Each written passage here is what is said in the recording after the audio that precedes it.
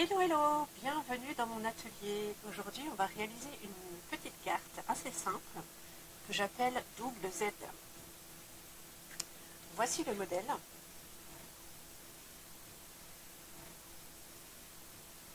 Une fois de plus, un modèle qui permet de tenir sur une table. Moi j'aime toujours ce genre de modèle et puis avec un petit peu de volume. Donc pour réaliser cette carte, nous allons partir sur un premier papier A4. Donc ici, j'ai pris la couleur épinette enivrante pour faire mon fond de carte. Je prends mon coupe-papier et je vais découper un morceau de 21 par 21.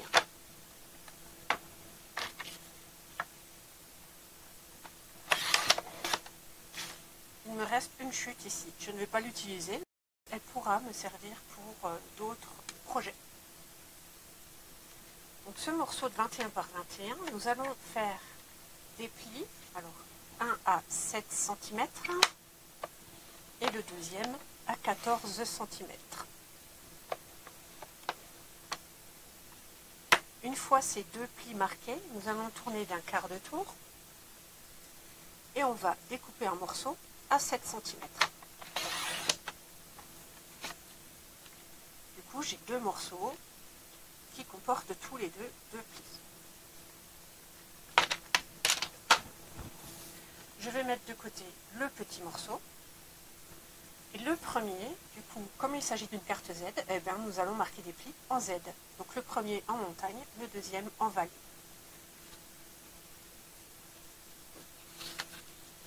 Un pli montagne, je le marque bien avec mon plioir en os. Et le deuxième en vallée.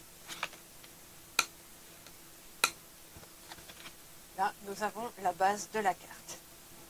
Donc pour la déco de ma base, je vais utiliser un papier de la série La Vie en gris. C'est un papier qui est à gagner pendant la promotion de Celebration en août et septembre 2021. En fait, la Celebration, c'est une période pendant laquelle, pour chaque tranche de 60 € d'achat, vous pouvez avoir un produit gratuit. Donc ces papiers sont à gagner pour 60 € d'achat.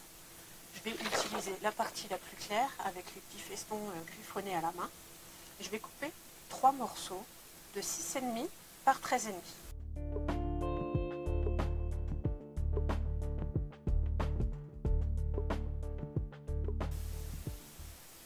J'ai mes 3 morceaux, 6,5 par 13,5. Je ne vais pas les laisser en blanc, je vais y rajouter un tout petit peu de couleur comme j'ai fait pour ma carte qui me sert de modèle.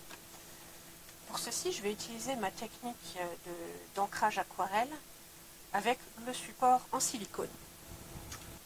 Donc je récupère mon support en silicone et je vais rester sur mes collections Incolor qui sont sorties cette année. Je vais faire un panneau en couleur Fresia en fleurs, un deuxième panneau en couleur papaye pâle et le troisième en pierre rose polie. Je commence toujours par la couleur la plus claire.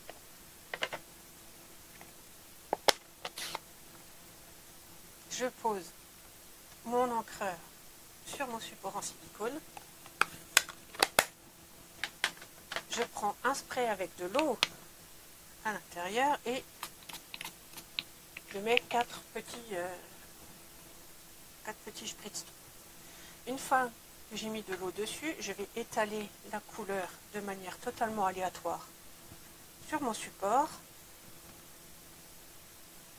et du coup mon papier, je le retourne dessus.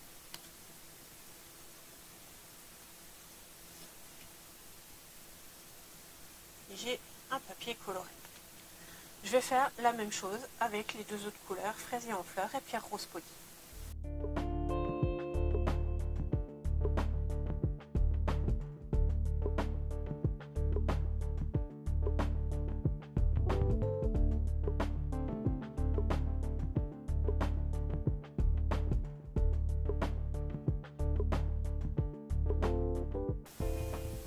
Voilà, du coup, j'ai mes 3 couleurs que je vais pouvoir aller coller sur mon fond de carte.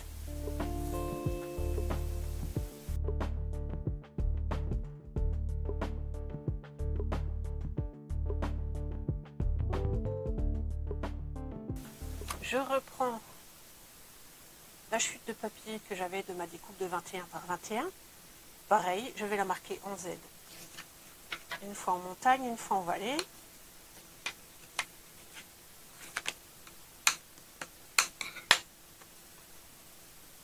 Et on va décorer ceci. Donc, ce que je fais, moi, je fais 4 carrés de 6,5 par 6,5 en blanc. Et après, je vais décorer.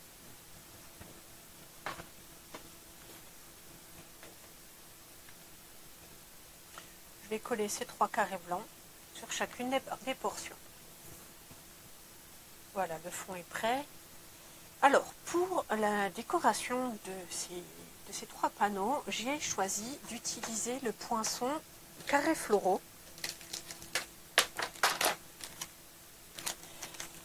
Voilà, nous avons 4 carrés avec des motifs sympas. Et en fait, je vais découper chacun de ces carrés dans une couleur, une des couleurs de la collection Incolor.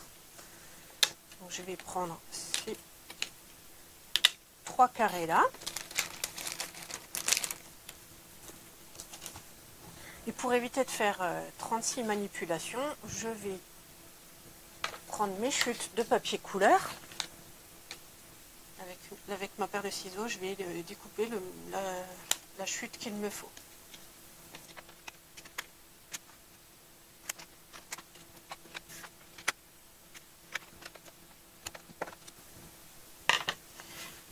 Une fois que j'ai mes 3 chutes de papier, je vais les passer en une seule fois dans ma machine de découpe et de gaufrage.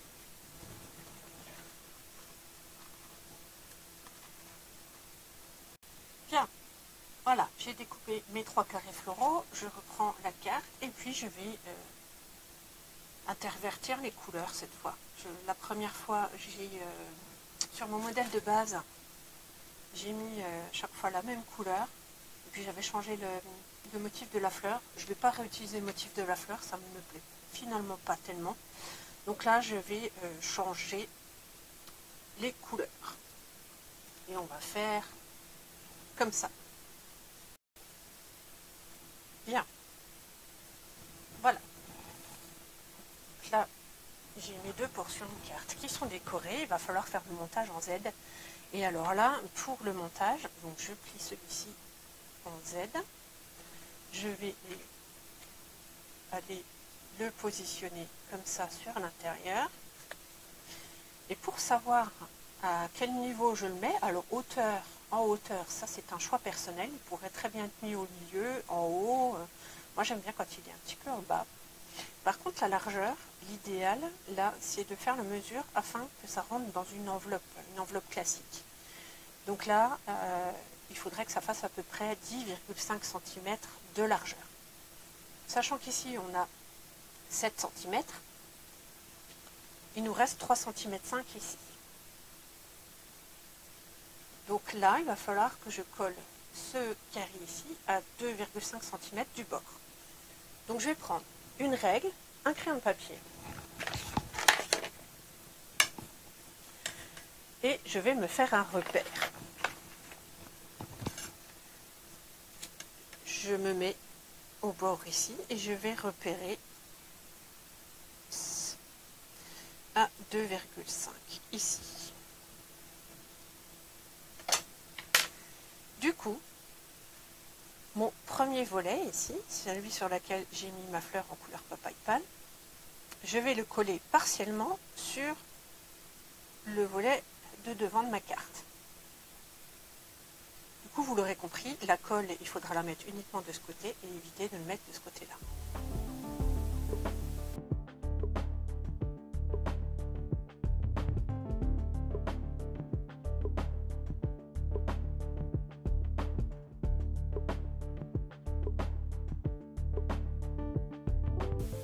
Voilà, donc vous l'aurez compris, il ne reste plus qu'à aller encoller le dernier morceau.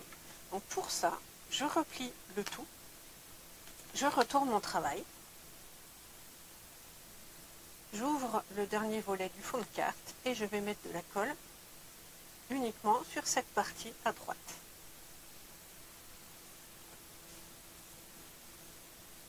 Et du coup, pour en coller, il suffit de fermer ma carte. Et voilà pour mon modèle de carte double Z. Alors évidemment, après on peut continuer à rajouter des décorations. On pourrait même mettre un petit peu de volume ici à l'intérieur. Attention juste qu'à la fermeture, il n'y ait rien qui dépasse. Donc, on pourrait mettre encore un tampon de sentiment ici et rajouter derrière éventuellement une feuille blanche sur laquelle on puisse mettre un sentiment et puis écrire le message pour les destinataires. Voilà, j'espère que ce modèle vous aura plu, au moins inspiré. Et puis si c'est le cas, je serais ravie de voir comment vous l'interprétez, quelle est l'utilisation que vous en ferez. Pour cela, moi je vous invite à venir vous inscrire sur mon groupe Katsu Atelier Créatif sur Facebook. Plus on est nombreux, plus on partage d'idées et d'inspiration. Et voilà, si je peux vous accompagner dans votre parcours créatif, ce sera avec grand plaisir. En attendant, écoutez, je vous souhaite bon scrap et je vous dis à tout bientôt pour une prochaine vidéo. Ciao, ciao!